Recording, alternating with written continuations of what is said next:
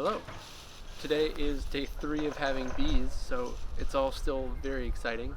But today I thought I'd show off the design elements of this beehive and kind of how I designed this beehive, since it is kind of unique. And I also want to describe how I intend for these beehives to work. But I think first we should talk about design, so let's do that. Okay, so now we're back inside in my childhood bedroom. You can tell that because of the Patriots wallpaper. But let's talk about the design of this beehive. Now, with any design, I needed some baseline parameters to design around.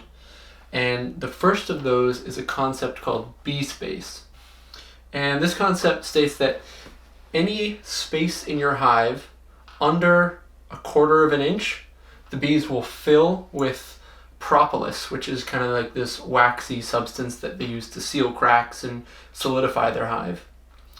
And any space in your hive over 3/8 of an inch, the bees will build their honeycomb in. So this leaves us with kind of a narrow gap of 1/4 to 3/8 of an inch where the bees will live but not fill with propolis or fill with honeycomb. So that was design parameter number 1, that any space that I didn't want filled had to be 3/8 of an inch. The second design parameter revolves around kind of industrial beekeeping, which is what most beekeeping supplies are made for. So this is what a traditional beehive looks like. It's called a Langstroth hive, and inside are what are referred to as frames. And that's the term for a rectangle of wood in which the bees build their comb. Frames come in deep, medium, and shallow sizes, and they can be used in a wide variety of different beehive setups depending on what you prefer. Since I didn't build a Langstroth beehive, I built a horizontal hive. I still wanted to make sure that my frames were compatible with Langstroth frames. So if a Langstroth frame looks like that, my frame looks like this. Now, you can tell that there are 2 different sections on this. I'm calling it a double deep frame because each of these sections is the equivalent of a Langstroth deep frame. The reason I have 2 frames stacked on top of each other is because in cold climates, in cold winters, bees will they'll cluster down at the bottom of the hive, and they'll slowly migrate upwards as they eat their honey stores over the winter. And so if you simply have one deep frame, the bees can't go very high because there's only so much space. So in a traditional Langstroth frame, you use 2 deep frames, and so that's what I've built here. The only hiccup, if these were permanently attached, is that for honey extraction, and we're thinking way down the line here, honey extractors, which are these devices that spin the honey frames to get the honey out, they're only set up to handle a max capacity of a deep frame. So what I've done is I've actually put a sliding dovetail joint on these frames so that they can be disassembled. So this now will fit into any honey extractor and can be used like a normal Langstroth beehive, or frame, I should say. The other thing I've done is created another piece, which I'm calling a frame hanger. And this means that these 2 frames are identical. And what that is super useful for is if you ever need to swap the position of these frames for any reason, and there are definitely certain circumstances in which you would want to swap them, they can be swapped because they have the same sliding dovetail joint on either side.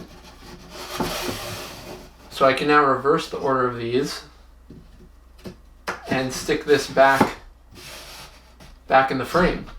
One part of the design that I really had to focus on was the amount of play in these sliding dovetails, because I manufactured these out of dry timber, probably around a moisture content of 7 or 8%. But inside the hive, the bees are living and breathing, and they're bringing honey in, which has water content in it. So hives can hover around 50 to 60% humidity. So I added a little bit extra slop in these, a little extra tolerance. So the joints are a little loose right now. But the theory is that when they get put into the hive, they'll get a little more saturated with moisture and swell a little bit, and these joints will tighten up. So I never want them to be super stuck, because I still want to be able to pull them apart. But in theory, they should be a little tighter and a little more precise. So that's how I manufactured these, and just something I was thinking about when I was building these. So with this double deep frame, I know that these sections have to be equivalent of a Langstroth deep frame. So that gives me a length and a depth and a width. And so based off that, I can kind of calculate the rest of the hive dimensions based on how many of these I want to fit in the hive.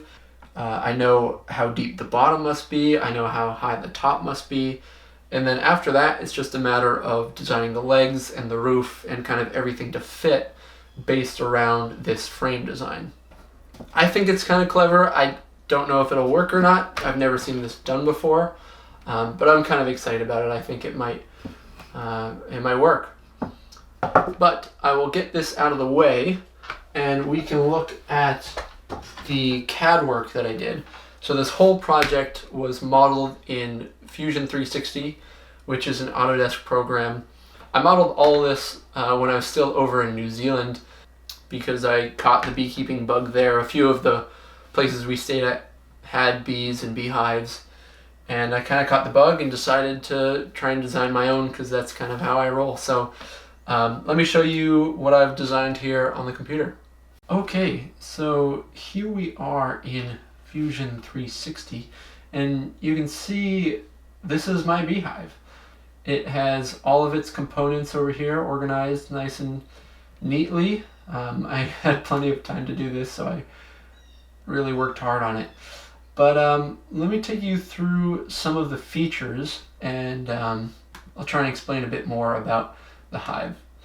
So let us first go into the frames. So here are the frames. You can see that I have stacked multiples together. So there's a group of 5 double frames, a group of 10, and then another group of 5. So in actuality, this is the equivalent of about 40 deep Langstroth frames. And that's, from what I can gather, about equivalent to what a healthy, strong bee colony would require in a traditional Langstroth beehive. So I've tried to mimic the capacity of a traditional hive, if not the shape.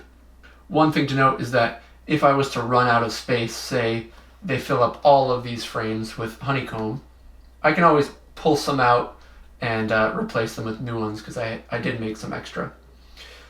But here you can see, so the bees will build their honeycomb in between these frames. So if we look at just one double frame, which is what I've just shown you, the bees will tend to build their comb, hopefully, in these sections and out to about the edge of the frame. If they do that, there will be 3/8 of an inch between each frame, which means there will be adequate bee space, and that will allow the bees to move up and down in between each frame, and everything will be nice and orderly. Let's now look at the hive main box, is what I call this. So this was the main box which houses all of the frames, and they hang, the frames do, off of these small ledges. There's one on the back wall and one on the front wall there. You can see I designed in all of the windows, so I knew where to place those. And I should also mention here that this whole build was designed around using 1x material and 2x4s. Down here you can see my bottom board.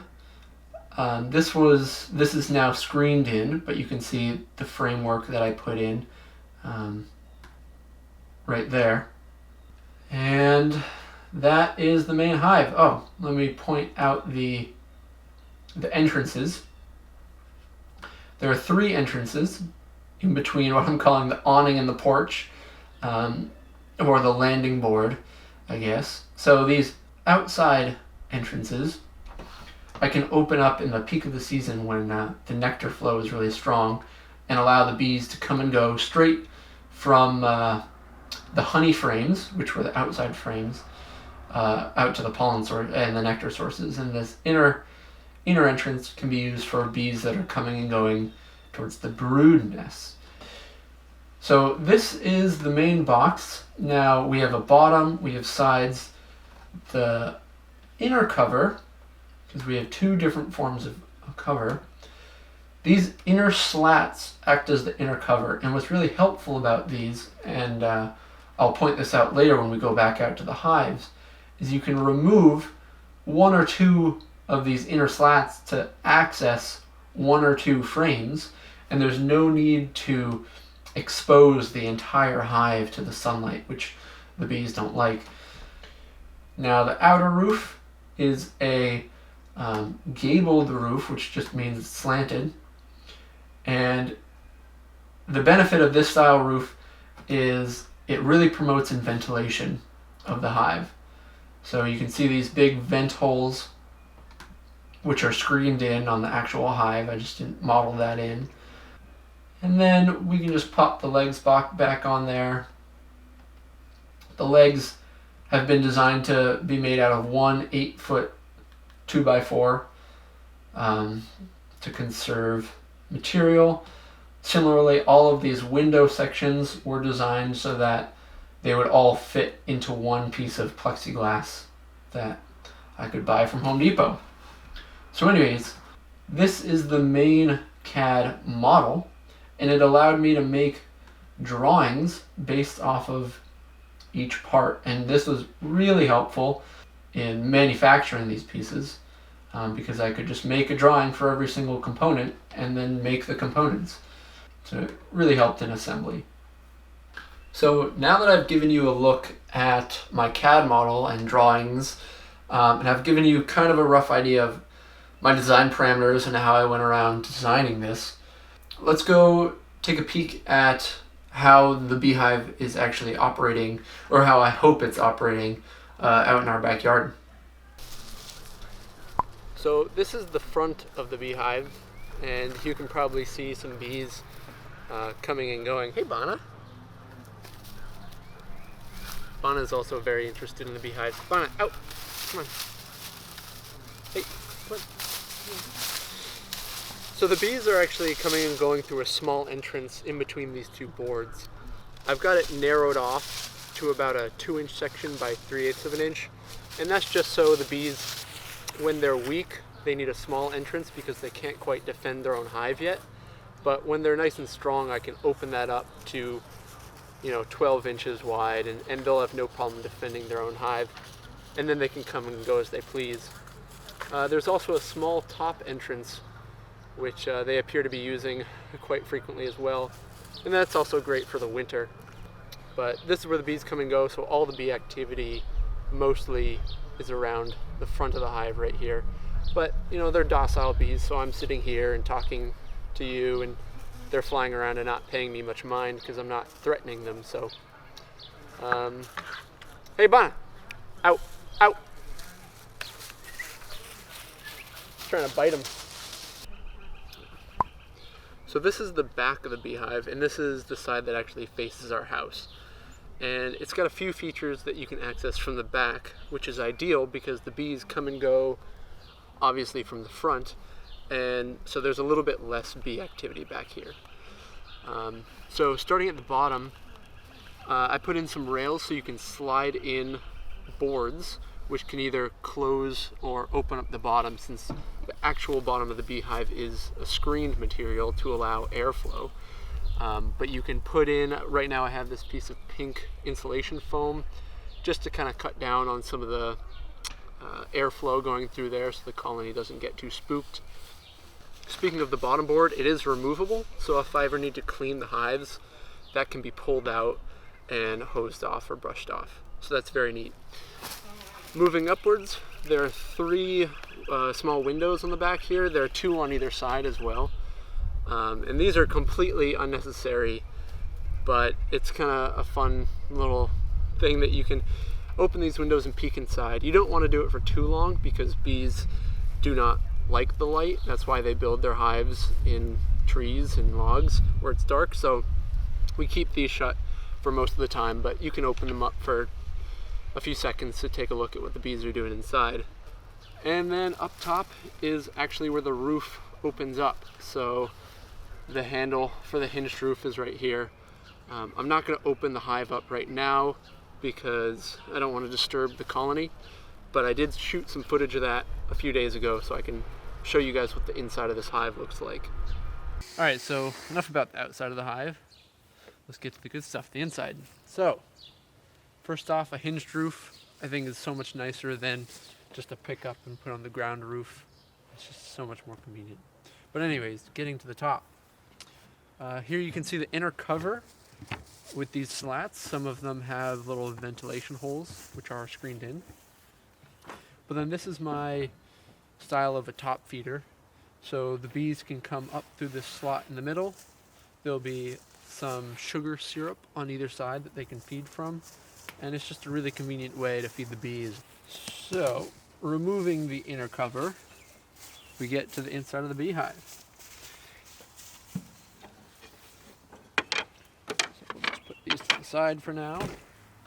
So, the first thing, this is a standard, what is referred to as a deep frame. So this rectangle is where the bees will build their honeycomb.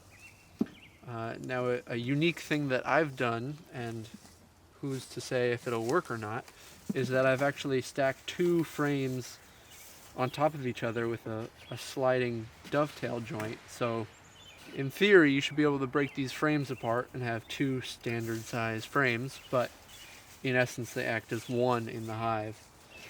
Now this bottom frame I've wired with some stainless steel wire, and that's just to help support the comb, especially during honey extraction. But I also think that it'll help, since we're inexperienced beekeepers, if we were to tilt the frame a little bit. I don't want the comb to break off. So to start with, when I install the bees, I have 5 of these, what I'm calling double frames in the hive. So that's the equivalent of 10 standard deep frames. Now on either side of the frames, I have these follower boards, as they're referred to. And they're just a solid board that goes all the way down to the bottom. And it essentially shrinks the size of the hive. So the entrance is right in the middle, and the bees will have this amount of area to work with. Now, as the colony expands, I can shift these follower boards outward and slot in more frames as the bees need them to build more comb. Now, eventually what I'm hoping is that the bees will build all the way out to these metal pieces, and these are called queen excluders.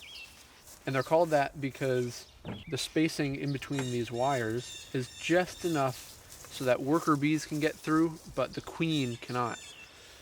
So in theory, the queen should be kept within these 10 double frames, and then on either side, I have room for 5 more double frames. This is where all of the surplus honey will be stored, and that's where we will harvest it from, is just these outer sections. This whole intersection, we will leave whatever is produced there for the bees. So they will need it as they go through the cold winters here in Massachusetts.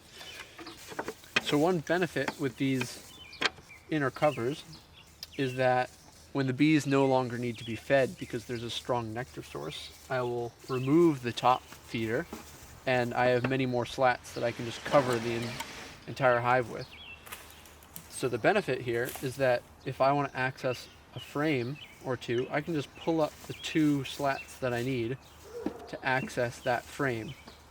The rest of the hive will remain covered, and those bees won't be disturbed quite as much as if I had one solid top board that I had to remove even if I wanted to inspect a single frame. So that's just a little insight into what was going on in my mind when I designed these guys. I really have my fingers crossed because there's no basis for the double frame working. That is, as far as I can tell, a completely unique solution that I've made. But I do have hopes for it. But anyways, if you have any questions, let me know. I'll be happy to try and answer them. There was pretty much a reason for everything I did on these hives. Every component was designed for a reason. But yeah, hopefully you enjoyed it, and thanks for watching.